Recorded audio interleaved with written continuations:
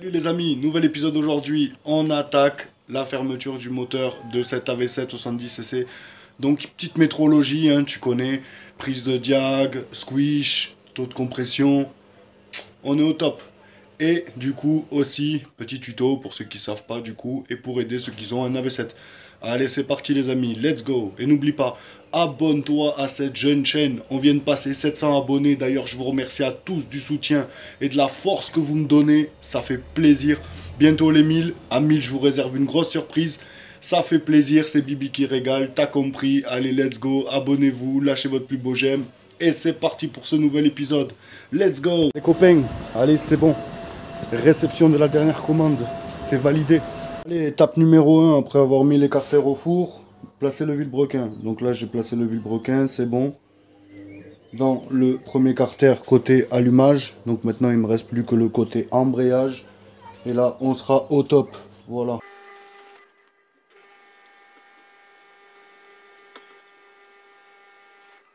Voilà, ça y est les amis, le bas moteur est refermé.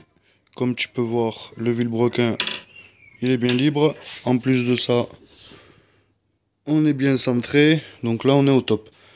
J'ai vérifié avec les cales de calage, pile poil, de chaque côté la même.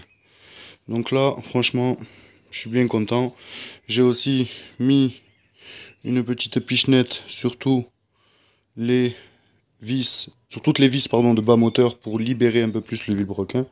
Et franchement, là, on est très bien. Bon, ça force un peu à cause des spies qui sont neufs, mais franchement, on est bien. Allez, on va pouvoir parler du coup du cylindre AV7 70cc car il y a un petit peu de travail à faire. Ce que je vais faire en fait, j'ai appelé mon mentor, il m'a conseillé, bon alors faut savoir déjà de base, pour ceux qui veulent vraiment savoir. Alors, il vaut mieux prendre le 65 que le 70, car les pistons sont plus légers sur les 65, donc il y a moins de vibrations. Mais, lui, il a un 70 aussi. Alors, il a coupé, lui par contre, la partie basse en bas ici, de la jupe du cylindre, car ça, franchement, ça embête au niveau de la veine gazeuse, donc des gaz. Ça empêche de prendre les tours en fin de course qu'on peut prendre. Donc ça, je vais les recouper doucement, délicatement à la disqueuse. Il m'avait dit de faire pareil sur le piston, mais le piston, je t'ai montré dans la vidéo précédente et je te remontrerai après, il n'y a pas du tout cette petite partie sur les jupes du piston.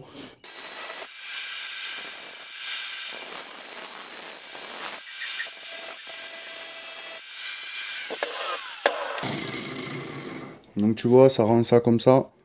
Voilà. Et après, il faut bien ébavurer correctement avec le papier à poncer. Donc allez, c'est parti pour la deuxième.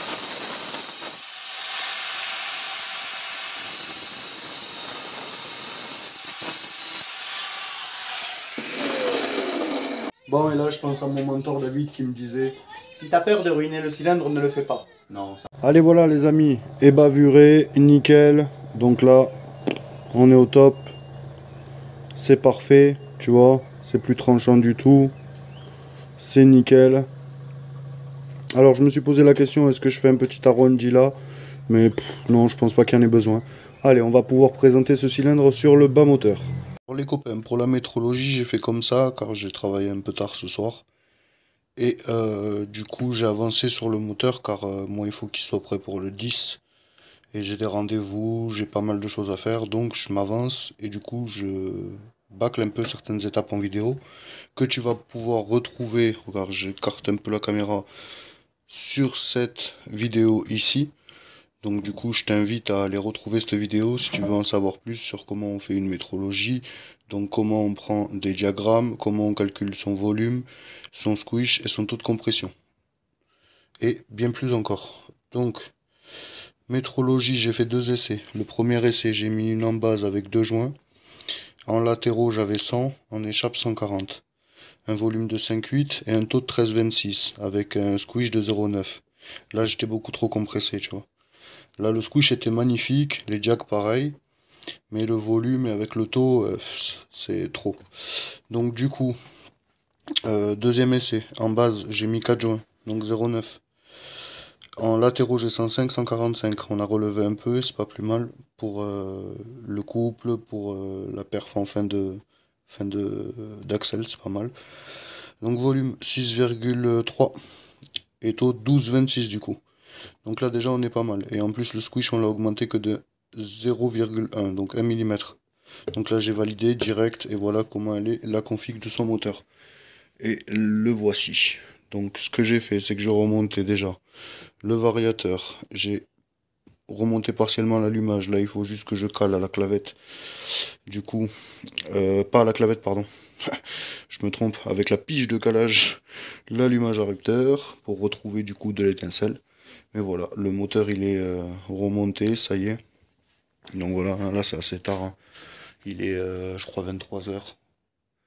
J'ai reçu les pièces assez tard. Donc voilà, là c'est fini. Il y a une purée de compression. On va dire même putain de compression de la Sainte Mountain. Ouh là là, de la Black Mountain, mon pauvre. La sainte compression qui monte aux arbres. Ah là oui. Là c'est abusé. Après voilà. Hein. C'est ni plus ni moins qu'un AV7. Qui a été refait. Nickel. Donc voilà. Hein. Le taf avec le pot et tout. Franchement.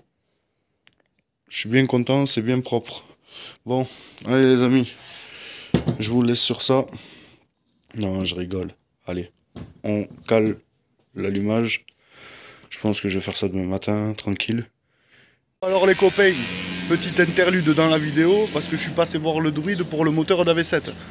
Tu sais, le réglage de rupteur, ça se négocie pas. Faut que ça soit précis. Donc moi je voulais que ça soit précis pour le 70cc. Et donc du coup je suis venu voir le druide. Mais du coup je vais te montrer un petit quelque chose. Car là il est en train de revenir et moi je vais la tester. Et tu vas voir la qualité du truc. Alors pour info c'est un petit 103 Vogue.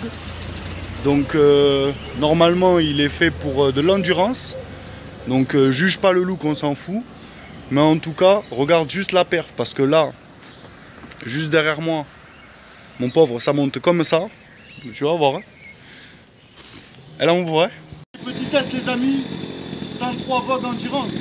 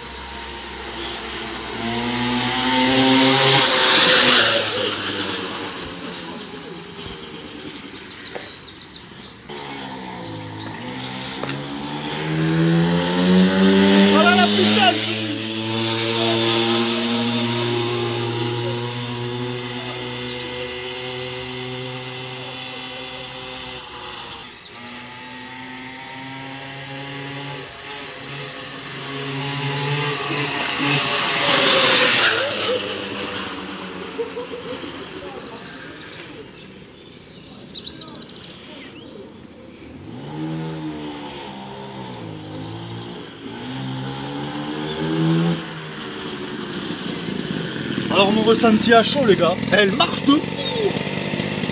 Oh, c'est incroyable, le druide était le meilleur. Les amis, ça y est, elle a démarré.